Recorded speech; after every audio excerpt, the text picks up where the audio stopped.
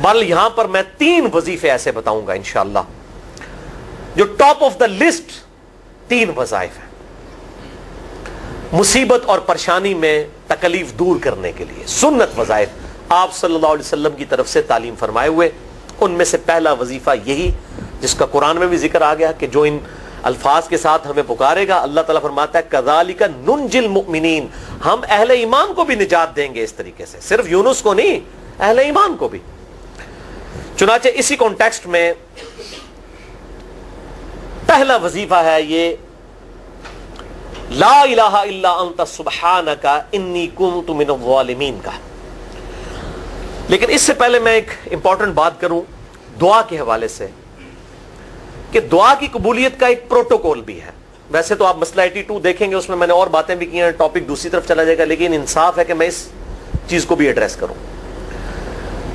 جامعہ ترمذی میں صحیح سند کے ساتھ یہ حدیث موجود ہے، انٹرنیشنل نمبر کے مطابق 593 نمبر حدیث ہے، اور یہ حدیث مشکات میں آپ کو پہلی جلد میں درود شریف والے چیپٹر میں بھی مل جائے گی. اور مشکات کو میں نے ڈکلیئر کیا ہے مشکات از دا انسائکلوپیڈیا آف حدیث، یعنی آپ کو جتنی حدیثیں سکیٹرڈ فارم میں ملیں گی کتب ستہ اور اس سے بھی باہر 13 کتابوں میں، مشکات میں آپ کو مل جائیں گی. میں نے اسی لیے مشکات پہ پورا لیکچر ریکارڈ کروا دیا ہے، مسئلہ نمبر 111B کے عنوان سے مشکات المصابیح کا مکمل تعارف، وہ ضرور دیکھیں. یعنی مشکات 3 جلدوں میں آپ لے لیں تو انسائکلوپیڈیا آف حدیث آپ کے پاس آ گیا. 6294 احادیث ہیں، اور اس میں چونکہ احادیث کی تکرار نہیں ہے تو کتب ستہ اس کے علاوہ بھی 12-13 کتابیں جو ہیں اس میں کور ہیں، اس میں بھی یہ حدیث موجود ہے. جامعہ ترمذی میں انٹرنیشنل نمبر کے مطابق 593 نمبر. سیدنا عبداللہ ابن مسعود رضی اللہ تعالیٰ عنہ کہتے ہیں کہ ایک دفعہ میں آپ صلی اللہ علیہ وسلم کی موجودگی میں نماز پڑھ رہا تھا، اور سیدنا ابو بکر اور عمر رضی اللہ تعالی عنہما وعلیہم السلام وہ بھی وہاں پہ موجود تھے. میں نماز کے جب یعنی کہ تشہد میں بیٹھا، میں نے اللہ کی حمد کی، التحیات للہ والصلوات والطیبات، اس کے بعد درود پڑھا، اور اس کے بعد میں نے دعا مانگنا شروع کی تو آپ صلی اللہ علیہ وسلم نے ارشاد فرمایا سل تعطا سل تعطا، مانگ تجھے دیا جائے گا، مانگ تجھے دیا جائے گا. یعنی جو درود شریف اور ذکر کے ذریعے متوجہ ہوتا ہے اللہ تعالیٰ اس کی دعا قبول کرتا ہے. اور پھر ابن مسعود ادھر ہی روایت کرتے ہیں، ساتھ ہی جامعہ ترمذی میں دوسری حدیث ہے صحیح سند کے ساتھ کہ ایک شخص آیا، اس نے جو ہے وہ نماز کے دوران حمد و درود کے بغیر ڈائریکٹ اللہ سے مانگنا شروع کر دیا. تو جب وہ فارغ ہوا آپ صلی اللہ علیہ وسلم نے اسے بلا کر کہا کہ سائل تو نے مانگنے میں جلدی کی، تجھے چاہیے کہ جب دعا مانگنے لگے پہلے اللہ کی حمد بیان کر، پھر مجھ پر درود پڑھ، اور پھر اللہ کی طرف متوجہ ہو. اور اس حدیث میں آتا ہے کہ ایک اور شخص آیا، یعنی ابن مسعود وہ خود تھے، اور اس نے اللہ کی حمد اور درود کے ذریعے دعا مانگی تو آپ صلی اللہ علیہ وسلم فرمایا سل تعطا، مانگ تجھے دیا جائے گا، مانگ تجھے دیا جائے گا. درود شریف پہ میں الگ سے بھی لیکچر دے چکا ہوں، مسئلہ نمبر 56 کے عنوان سے 2 گھنٹے کی گفتگو ہے. درود شریف کے صحیح فضائل اور صحیح احکام و مسائل بڑی ڈیٹیل کے ساتھ ہر اینگل سے درود شریف کے حوالے سے آپ کو وہ سمجھ لیں کہ انسائکلوپیڈیا ہے وہ لیکچر، مسئلہ نمبر 56 اہل سنت پاک.com پہ. تو دعا کے لیے حمد اور درود شریف ضروری. اس لیے دیکھیں نماز کی انٹلیکچوئل ترتیب ہے، آپ پہلے دعا کرتے ہیں التحیات للہ والصلوات والطیبات، اللہ کی حمد کرتے ہیں، پھر نبی صلی اللہ علیہ وسلم پر سلام عرض کرتے ہیں السلام علیکہ ایھا النبی، اس کے بعد آپ درود پڑھتے ہیں، اور اینڈ پہ آپ دعا مانگتے ہیں اللہم انی اعوذ بک من عذاب جہنم ومن عذاب القبر ومن فتنة المحیا والممات ومن شر فتنة المسیح الدجال، یا اللہم ربنا آتنا فی الدنیا حسنة وفی الآخرة حسنة وقنا عذاب النار، یا رب اجعلنی مقیم الصلاة ومن ذریتی ربنا وتقبل دعائی ربنا اغفر لی ولوالدی وللمؤمنین یوم یقوم الحساب. کوئی بھی دعائیں مانگیں، یہ بھی مانگیں جو میں وظائف بتا رہا ہوں، کیونکہ بخاری اور مسلم کی متفق علیہ حدیث ہے. مشکات میں آپ کو تشہد والے چیپٹر میں حدیث مل جائے گی کہ نماز میں تشہد میں درود کے بعد جو چاہو اپنے رب سے مانگو، یعنی عربی میں مانگنا ہوگا، دعائیں مانگے، دعائیں معصورہ کتاب و سنت میں جتنی ہیں وہ مانگے، اس کے علاوہ بھی مانگ سکتے ہیں اگر الفاظ درست ہوں لیکن عربی زبان میں.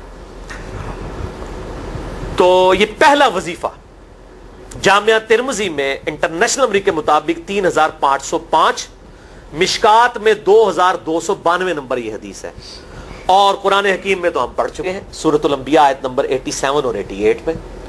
آپ صلی اللہ علیہ وسلم نے ارشاد فرمایا کہ یونس علیہ السلام نے مچھلی کے پیٹ میں اپنے رب کو ان الفاظ کے ساتھ پکارا تھا لا الہ الا انت سبحانک انی کنت من الظالمین اور پھر آپ صلی اللہ علیہ وسلم نے فرمایا کہ جو کوئی شخص اپنے کسی بھی معاملے میں کسی بھی پریشانی میں اس دعا کے ذریعے اللہ کی طرف متوجہ ہو, اللہ تعالیٰ اس کی دعا کو قبول فرما لیتا ہے.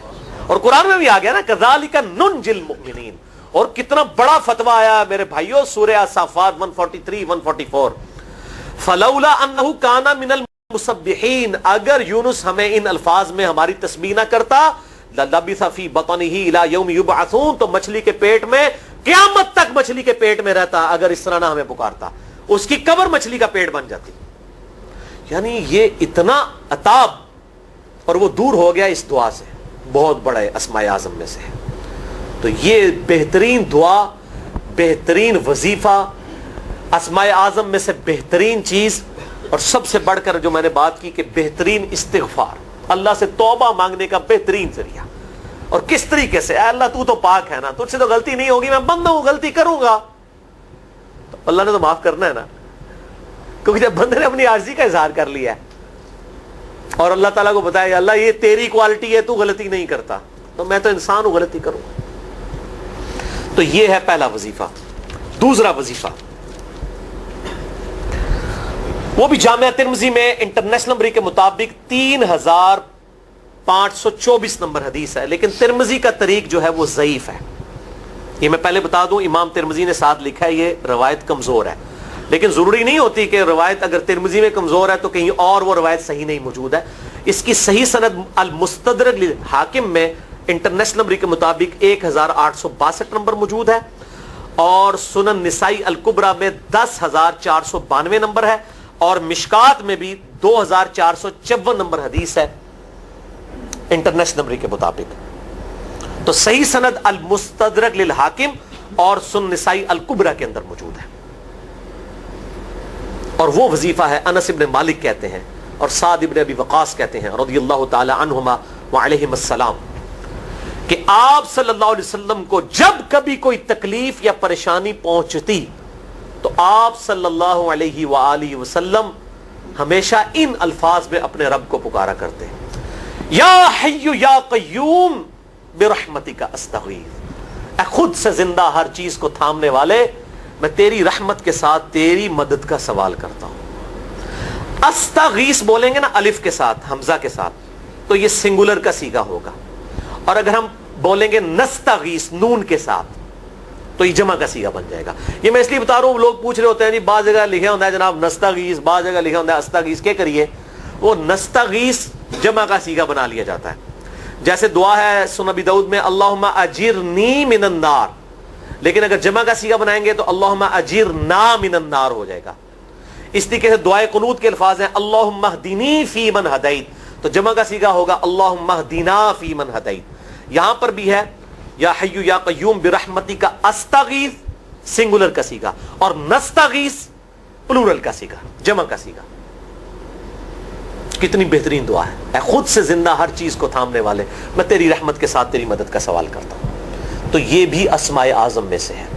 سنن نسائی الکبریٰ کے اندر صحیح سند کے ساتھ 10492 اور المستدرک للحاکم میں 1862 نمبر. اب یہاں پہ میں ایک ضمناً بات بتا دوں سنن نسائی الکبریٰ کے بارے میں, چونکہ اکثر لوگ پوچھتے ہیں.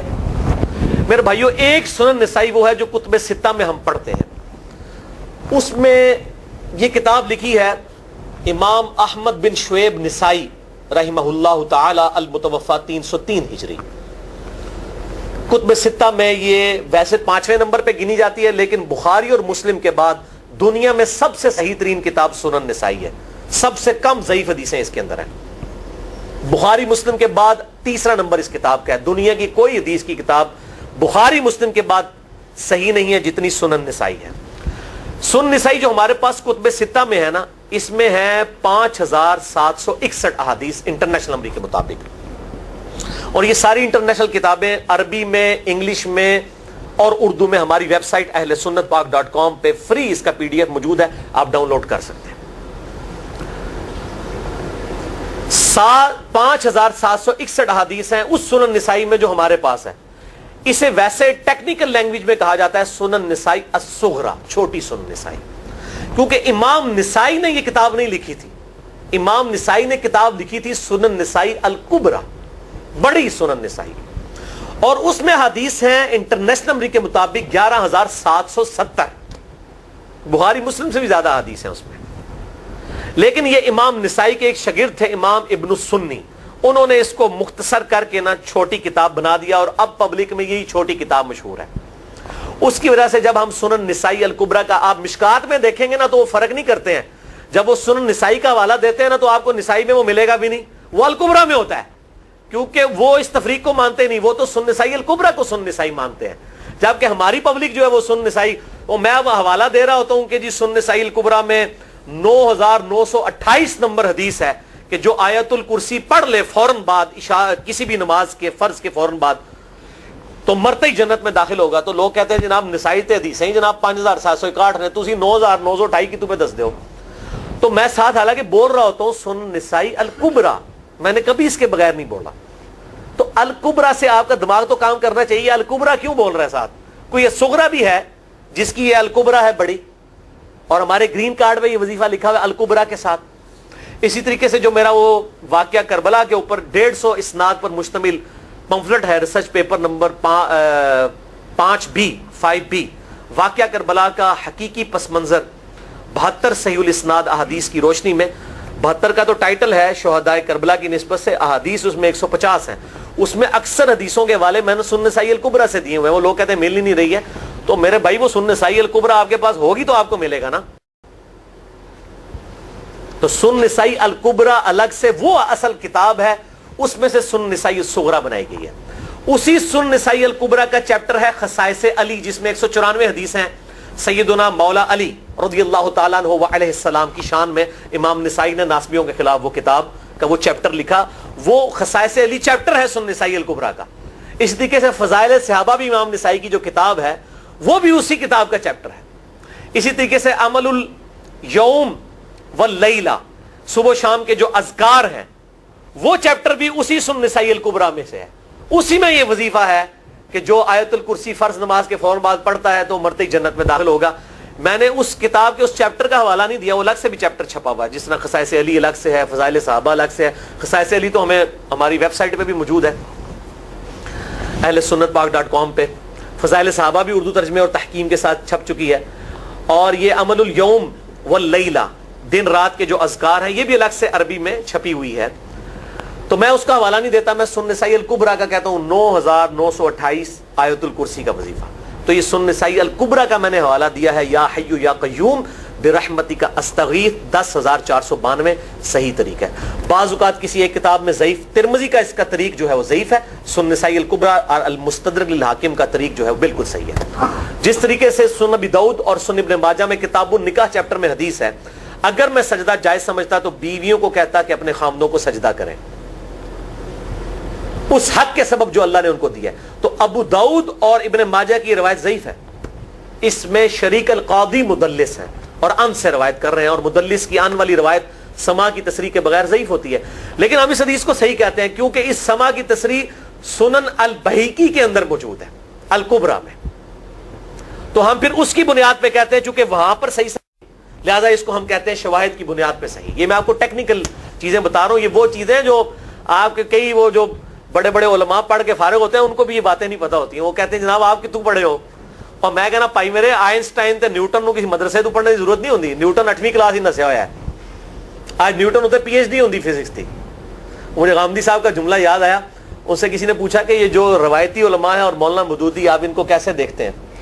ان کا روایتی علماء جو ہیں یہ تو مدرسوں کے اسٹوڈنٹس اور فاروق تحصیل ڈگری ہولڈر ہیں، اور مودودی صاحب جو ہیں ان کی مثال تو آئنسٹائن اور نیوٹن والی ہے، ان کے اوپر PhDs ہوتی ہیں. یہ گاڈ گفٹڈ صلاحیتیں ہوتی ہیں. ان مدرسوں کی آؤٹ پٹ مودودی صاحب اور ڈاکٹر اسرار، ڈاکٹر ذاکر نائک اور احمد دیدار صاحب تو نہیں ہو سکتے. یہ گاڈ گفٹڈ صلاحیتیں ہوتی ہیں. تو میں اس لیے ساتھ ساتھ کلیئر کر رہا ہوں تاکہ یہ جو ایمبیگوٹیز آتی ہیں اس حوالے سے وہ کلیئر ہو جائے. بہرحال یہ دوسرا وظیفہ ہو گیا. اب تیسرا وظیفہ جو ہے کمال وظیفہ، صحیح بخاری میں موجود ہے، انٹرنیشنل نمبر کے مطابق 4,563 نمبر. ابن عباس رضی اللہ تعالی عنہما کہتے ہیں وعلیہم السلام، وہ کہتے ہیں کہ سیدنا ابراہیم علیہ السلام کو جب آگ میں پھینک رہے تھے نا تو ابراہیم علیہ السلام نے اس وقت کہا تھا حسبنا اللہ و نعم الوکیل، ہم نے اللہ ہی پر بھروسہ کیا اور وہی بہتر کارساز ہے. اور تمہارے نبی صلی اللہ علیہ وسلم کو بھی جب مصیبت اور پریشانی آتی تھی وہ بھی پڑھا کرتے تھے حسبنا اللہ و نعم الوکیل، ہم نے اللہ ہی پر بھروسہ کیا اور وہی بہتر کارساز ہے. اس کے اندر وہ شعر جو بنا دیا نا نعم المولا و نعم النصیر، ویسے الگ سے آیت ہے، الگ سے آیت ہے، لیکن یہ شعر نہیں بنانا، بس اتنا ہی وظیفہ ہے حسبنا اللہ و نعم الوکیل. اور یہ جو انہوں نے کہا کہ نبی صلی اللہ علیہ وسلم بھی یہ کہتے تھے، اس کا ذکر الحمدللہ قرآن میں بھی موجود ہے، اس سے بھی بڑھ کر سورہ آل عمران کی 173 نمبر آیت میں ہے کہ جب نبی صلی اللہ علیہ وسلم اور اہل ایمان کو یہ خبر پہنچی کہ کافر ان کے خلاف سازشیں کر رہے ہیں، تو نبی اور اہل ایمان نے پکارا حسبنا اللہ و نعم الوکیل. تو حسبنا اللہ و نعم الوکیل قرآن کی آیت بھی ہے، اور یہ ہے وہ آیت، وظیفہ قرآن میں آیا ہوا ہے یہ آل عمران 173 اور صحیح بخاری 4563. اور مجھے بڑا وجد آیا کہ ابراہیم علیہ السلام کو جب آگ میں پھینکنے لگے تھے انہوں نے اس وقت اللہ کو ان الفاظ کے ساتھ پکارا حسبنا اللہ و نعم الوکیل. اچھا یہ جتنے بھی وظیفے ہیں نا میرے بھائیوں، ان کا فائدہ اسی وقت ہے جب آپ کو ترجمہ بھی ان کا آتا ہوگا، ورنہ آپ روزانہ جتنی مرضی تسبیح کھینچتے رہے کوئی فرق نہیں پڑے گا. اس لیے میرا ایک پرسنل مشورہ ہے کہ جب بھی یہ وظیفے پڑھے نا آپ، اردو ترجمہ بے شک آتا بھی ہو رہا ہے، ایک دفعہ اپنی زبان میں اس کو ریپیٹ کریں. یعنی آپ پڑھیں حسبنا اللہ و نعم الوکیل، میں نے اللہ ہی پر بھروسہ کیا اور وہی بہتر کارساز ہے. آپ دیکھیں یہ صوت القرآن چینل میں جب وہ عربی چل رہی ہوتی ہے، جیسے ہی وہ مراج الدین خان کا ترجمہ شروع ہوتا ہے نا، کیسے کب کبھی تاری ہو جاتی ہے، کیونکہ ہماری زبان میں بات ہو رہی ہوتی ہے نا. ابھی تو نہیں قیام اللیل میں رو رہے ہوتے، ان کی زبان میں بات ہو رہی ہوتی ہے، اپنی زبان کا اثر ہوتا ہے. اسی طریقے سے آپ لا الہ الا انت سبحانک انی کنت من الظالمین، یا حسبنا اللہ و نعم الوکیل، یا حی یا قیوم برحمتک استغیث، جو بھی وظیفے پڑھیں نا، ایک دفعہ ان وظیفوں کو جب آپ الگ سے دعا مانگ رہے ہوں اس وقت اس کو آپ اپنی زبان میں بھی دہرائیں. اور اس کے لیے کوئی تسبیح نہیں کھینچنے کی ضرورت کہ آپ نے اتنے 100 دفعہ پڑھنا ہے. تسبیح تو ویسے ٹھیک ہے، وہ آپ استعمال کر سکتے ہیں، لیکن آپ چلتے پھرتے اٹھتے بیٹھتے ہر وقت جس حالت میں بھی، اور صحیح مسلم میں حدیث ہے کہ یہ جو وظائف ہیں ان کے لیے تو کوئی وضو بھی کیا غسل بھی پروٹوکول نہیں ہے. اب عائشہ کہتی ہیں نبی صلی اللہ علیہ وسلم حالت جنابت میں بھی اللہ کو یاد کر لیا کرتے تھے. صحیح مسلم میں حدیث موجود ہے، جنابت والے چیپٹر میں ہر حال میں اللہ کو یاد کرتے تھے. اور جو قرآن میں بھی دعائیں یا اذکار آئی ہیں نا، جب آپ حالت جنابت میں بھی اس کو کریں گے نا تو اس پہ قرآن کا حکم نہیں لگے گا. تو جامعہ ترمذی اور ابو داؤد میں جو حدیث ہے کہ حضرت علی کہتے ہیں نبی صلی اللہ علیہ وسلم کو حالت جنابت کے علاوہ کوئی اور حالت قرآن پڑھنے سے مانے نہیں ہوتی تھی، تو اس سے مراد قرآن کی تلاوت ہے. اگر قرآن کی دعائیں جیسے ہیں بسم اللہ الرحمن الرحیم، یہ بھی تو قرآن ہے، سبحان اللہ بھی تو قرآن ہے، الحمدللہ بھی تو، یہ اذکار جو ہے نا جب آپ اذکار کی نیت سے پڑھ رہے ہوں گے پھر یہ قرآن نہیں شمار ہوں گے، ذکر شمار ہوں گے. اور اس کے لیے نہ وضو پروٹوکول ہے اور نہ غسل کا ہونا ضروری ہے، ہر حال میں اللہ کو یاد کریں. اور یونس علیہ السلام نے کتنے یاد کیتا ہے؟ پھر الظلمات، مچھلی کے پیٹ میں، جہاں نہ کوئی اگربتی تھی اور تعفن پھیلا ہوا تھا اور اندھیرا ہی اندھیرا تھا، یہاں پہ وہ جناب کس طرح وہ روشن کرتے ہیں، پھر 1.25 لاکھ دفعہ پڑھواتے ہیں. یعنی میں بتا رہا ہوں آدھا سچ بڑا خطرناک ہوتا ہے. یعنی آیت کریمہ کی اصلیت تو موجود ہے کتاب و سنت میں، لیکن آدھا جو سچ جھوٹ ساتھ ملا لیا نا اس کی وجہ سے سارا بیڑا غرق کر دیا ہوا. اور بجائے یہ کہ لوگوں کو یہ وظیفہ بتایا جائے کہ اٹھتے بیٹھتے چلتے پھرتے اللہ کو ان الفاظ میں یاد کریں، اس کو انہوں نے کوئی اور ہی رنگ دے دیا ہوا ہے اور اس نے 1.25 لاکھ دفعہ ختم اور پتہ نہیں کیا کچھ بنا دیا ہوا ہے. تو یہ 3 وظائف تھے بڑے اہم اس حوالے سے، اور میں نے اس کو ضروری سمجھا کہ میں یہ ضرور بتا دوں تاکہ لوگ اس پہ ایجوکیٹ ہوں، ان وظائف کو کریں. اور مسئلہ نمبر 82 میرا الگ سے میرے بھائیوں ریکارڈ ہے. مسئلہ نمبر 82 اسماء اعظم اور دعا کی قبولیت سے متعلق جتنی بھی چیزیں ہیں میں نے اس میں بڑی ڈیٹیل کے ساتھ الحمدللہ کئی اور وظائف بھی بتائے ہیں، لیکن اب وہ اتنے وظائف کوئی جمع کرنے کی ضرورت نہیں ہے. موٹے موٹے 3 وظیفے جو بتا دیے انہی کو اگر کوئی لے لے اپنی دعاؤں میں انہی وظائف کو کرے تو اللہ تبارک و تعالی ہر معاملے میں جو ہے وہ انشاءاللہ تعالی کفایت فرمانے والا ہے.